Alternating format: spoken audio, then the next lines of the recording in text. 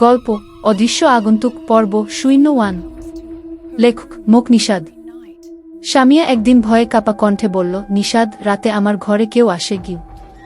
আমি অবাক হয়ে বললাম, কে আসে? সে ফিসফিস করে বলল, দেখতে পাই না, কিন্তু উপস্থিতি টের পাই। বিছানা নড়ে, কাঁধে অদ্ভুত স্পর্শ লাগে গু। আমি বিষয়টা গুরুত্ব দিয়ে নিলাম।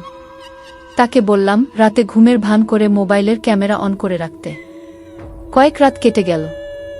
এক রাতে হঠাৎ স্বামীয়া টের পেল কেউ যেন বিছানায় বসেছে। ভয় পেয়ে সে চিৎকার করল।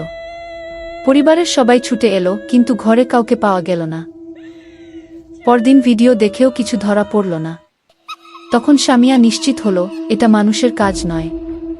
ভয় আর অজানা আশঙ্কায় আমরা একজন অভিজ্ঞ কবিরাজের কাছে গেলাম।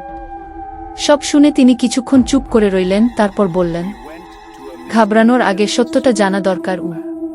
কবিরাজ, Do not panic. First, we must know the truth.